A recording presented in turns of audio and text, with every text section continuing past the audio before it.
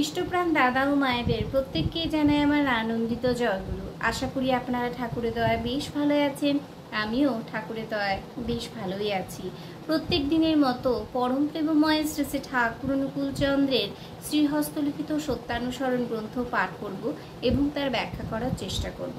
ঠাকুরের এই ভিডিওগুলো আপনারা সবাই শুনছেন, খুব সুন্দর কমেন্টস করছেন এবং সবার কাছে পৌঁছে দিচ্ছেন।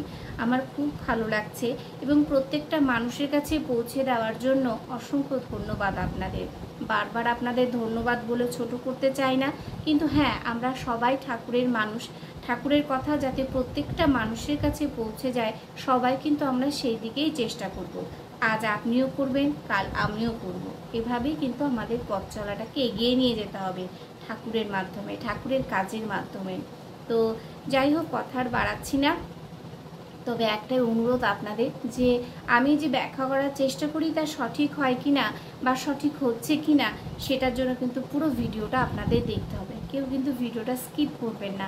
স্কিপ করলে কিন্তু বুঝতেই পারবেন না যে আমি যে কথা বলছি, যা আমি যে বাণীপাঠের ব্যাখ্যা করার চেষ্টা করছি সেটা সঠিক হচ্ছে কিনা।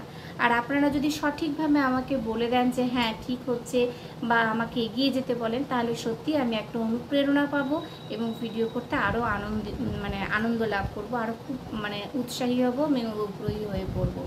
তো যাই হোক, শুরু করছি।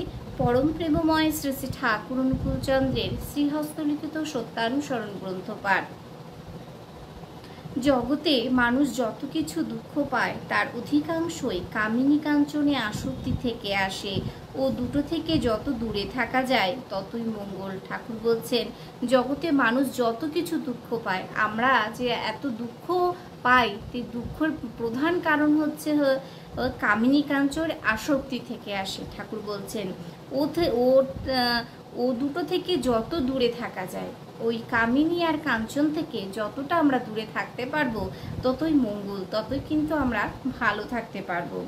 ভগবান শ্রী শ্রী রামকৃষ্ণদেব সবাইকে বিশেষ করে বলেছেন, কামিনী কাঞ্চন থেকে তফাৎ তফাৎ খুব তফাৎ থাকো। ভগবান শ্রী রামকৃষ্ণদেবও বলছেন যে কামিনী কাঞ্চন থেকে তফাৎ তফাৎ খুব তফাৎ থাকো। কামিনী থেকে কাম বাদ দিলেই ইনি মা হয়ে পড়েন। কামিনী থেকে যদি আমি কাম বাদ দিয়ে দিই, তাহলে কি হবে? তাহলে তিনি মা হয়ে পড়েন। বিষ কিন্তু অমৃত হয়ে যায়। আর মা মাই, কামিনী নয় কো।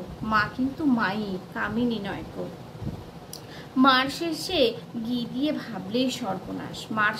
মার শেষে যদি আমরা ঘি দিয়ে ভাবি, তাহলে কিন্তু সর্বনাশ।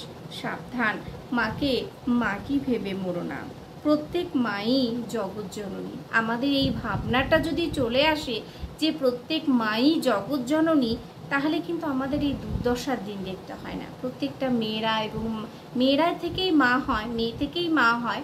তো সেই জিনিস কিন্তু আমাদের ভেতরে যদি থাকে, প্রত্যেকটা মানুষের ভেতরে যদি থাকে যে প্রত্যেক মাই কিন্তু জগৎ জননী, এই ভাবনাটা কিন্তু আমাদের মনের ভিতরে থাকে না, যার জন্য কিন্তু প্রতি পদক্ষেপে আমাদের কষ্ট পেতে হয়। এই ভাবনাটা প্রত্যেকটা মানুষের মানুষের মধ্যে চলে আসবে, দেখবেন সত্যি আমাদের আর কষ্ট থাকবে না। কিন্তু এটা আসে না আমাদের ভেতরে, যার জন্য কিন্তু আমরা প্রতিটা পদক্ষেপে কষ্ট পাই। প্রত্যেক মেয়েই নিজের মায়ের বিভিন্ন রূপ। আমরা প্রত্যেকটা মেয়েই কিন্তু আমার মায়ের বিভিন্ন রূপ, আমরা বিভিন্ন রূপে থাকি, এমনতর ভাবতে হয়। ঠাকুর বলছেন, মাকে বা মেয়েকে এইভাবে ভাবতে হয়। এই ভাবনাটা কিন্তু খুব দরকার, জরুরি, কিন্তু আমরা সে জিনিসটা করি না। জয়গুরু, আজকের মতো এইটুকুই বাণীপাঠের ব্যাখ্যা করলাম। কেমন হয়েছে অবশ্যই জানাবেন। যদি ভিডিওটা ভালো লেগে থাকে তাহলে সবার কাছে শেয়ার করবেন। আর দেখা হচ্ছে পরবর্তী ভিডিওতে। ততক্ষণ আপনারা সবাই সুস্থ থাকবেন, ঠাকুরকে মাথায় নিয়ে চলবেন। ঠাকুরের কাজ যাতে আমরা সবাই এগিয়ে নিয়ে ঠাকুরের কাজ যাতে আমরা সুন্দরভাবে এগিয়ে নিয়ে যেতে পারি বা কাজ করতে পারি, সেদিকে আমরা সবাই নজর রাখবো, খেয়াল রাখবো। জয়গুরু, কেমন লাগলো অবশ্যই জানাবেন। জয়গুরু।